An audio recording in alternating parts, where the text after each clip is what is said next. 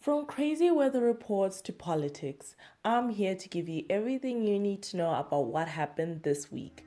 Welcome back to What's Happening Africa with Tanya.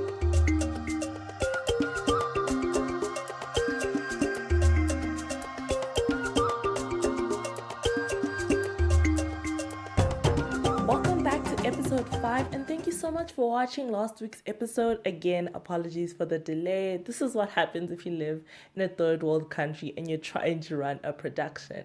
Please don't forget to like, subscribe, and follow all of the necessary pages and follow all of the other accounts so that you can keep up to date and watch all your short form videos, which means shorter videos for shorter, quicker updates for you every week. This week, we'll start with elections and talk about the Sierra Leone president who was re-elected. President Julius Maada Bio was re-elected for the second term, and the announcement was made earlier this week. With 56.17% of Sierra Leone's vote, the president, Julius Maada Bio, was re-elected to serve a second term.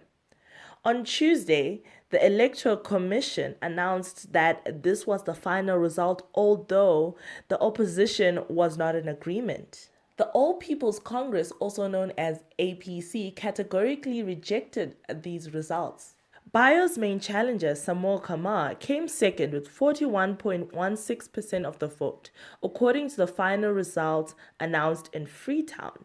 The opposition still states that these results are fake and overcooked, with some even proposing that there was overvoting in some areas, which is not a new occurrence in African countries, where several other nations have reported that this has happened in their elections. With the upcoming Zimbabwean elections, we hope that these issues will not arise in the southern African nation, just like it is in Sierra Leone. Returning once again to Sudan, a ceasefire was requested for 24 hours for the celebration of Eid.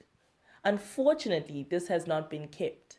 For the Eid al-Adha celebrations, a 24-hour ceasefire was requested and was announced in Sudan. Unfortunately, this ceasefire has not been kept as reports of gunfire are still continuing in the areas. Residents reported heavy gunfire in parts of the capital, Khartoum, early on Wednesday, as well as artillery strikes and airstrikes that the Sudanese army launched against the Rapid Support Forces (RSF) positions. Sadly, this was going to be the 17th ceasefire ever since the conflict arose. My response to this is that a ceasefire is not going to do much. What we need is a solution to stop this conflict happening so as to return people's lives to normalcy. On the topic of peace, we have two stories this week, including several African leaders, one in Angola and one in Mali. We're going to start with the one in Angola, where several African leaders have gathered with concerns that turmoil and disruption in the DRC is going to cause problems in the rest of the continent. Burundi, Zimbabwe, Gabon, DRC, Rwanda, Comoros, Namibia, and representatives of the AU and United Nations participated in a summit in Luanda, which seeks mechanisms for effective peace in the eastern region of the Democratic Republic of Congo. The leaders, led by the President of the African Union, were on a mission to bring back happiness and defend peace in the Democratic Republic of Congo. The deterioration in the east side of the Democratic Republic of Congo is said to be threatening the peace in the nation and in the continent. The African Union president stated that it is destabilizing the nation. Azali Osmani said the deterioration of the humanitarian and security situation in the territory of the DRC is destabilizing this country. Osmani also added that this could lead all of Africa in the same direction. I personally applaud this Ubuntu view of things and wish that hopefully peace will be brought to the area and these leaders will lead change in their nations alongside the DRC. Azali Osmani, also the head of state of the Comoros, clarified, the strategic objectives of the summit are to agree on adapting a joint framework and modality for the implementation and monitoring of these initiatives for peace in eastern DRC. In Mali, a UN mission that was assigned in 2013 is being requested to leave. On June 16, the Malian Foreign Minister, Abdoulaye Diop, had demanded the immediate withdrawal of MINUSMA, denouncing its failure. So you might be asking yourself, what is MINUSMA? MINUSMA stands for the United Nations Multidimensional Integrated Stabilization Mission in Mali. Yes, it's a mouthful. That is why I could not say that without reading. But essentially, it is a mission that was sent by the UN to bring peace to Mali after some disturbance that happened in 2012. MINUSMA was established on the 25th of April in 2013 by United Nations Security Council. After the Tuareg rebellion in 2012, they sent in 2,100 individuals to stabilize the nation. After this withdrawal request, Germany has led the way and has already started withdrawing its troops from Mali. The Security Council is yet to finalize this announcement and this withdrawal on Friday, which is tomorrow, so I will report on it further next week.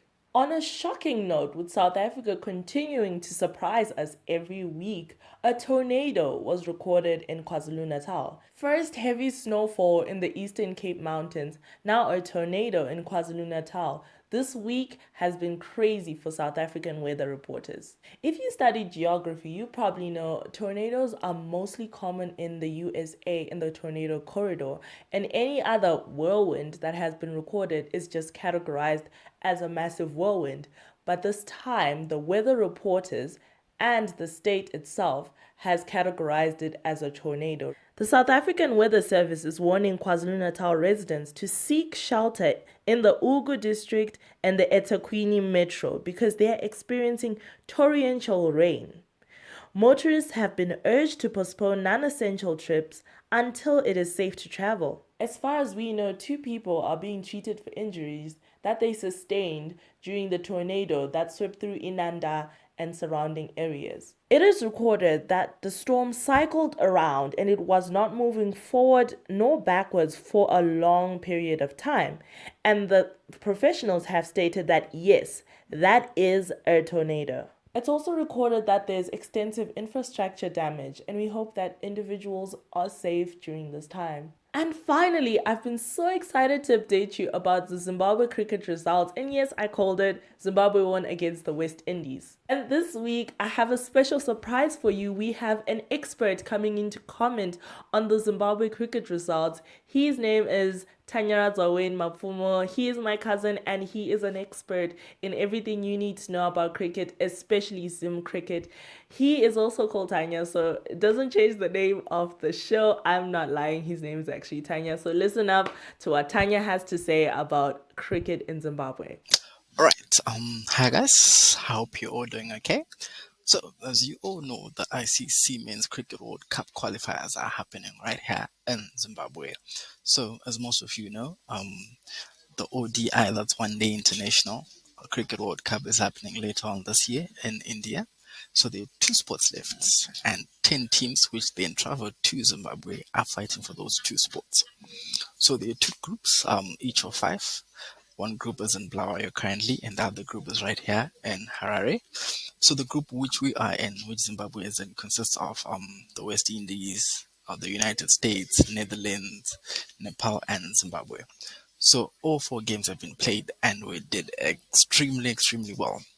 Right, so just to catch you up, we did beat the first game we played was against Nepal. We did beat them convincingly. The second game was against the Netherlands. Was a bit of a challenge, but oh well, we prevailed and we beat the Netherlands as well. Then the third and probably the most challenging game that we played was against the West Indies. As you know, the West Indies are a good nation, extremely good. For those who know cricket, that's where the likes of Chris Gale come.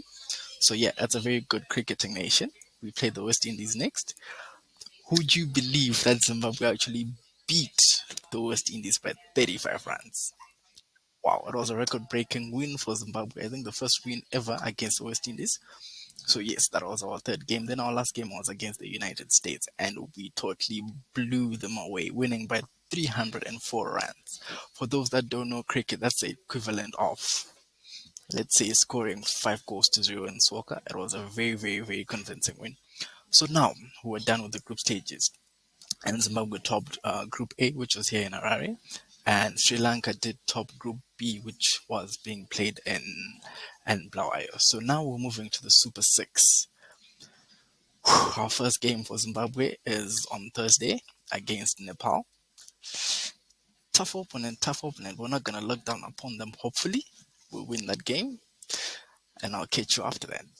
Cheers, guys. Thank you once again for listening in to What's Happening in Africa with Tanya. Do not forget to click like, subscribe, put on the notifications, and listen up for what is coming next week. I'm open to any suggestions, any contributions, any questions. Let's have a conversation in the comment section.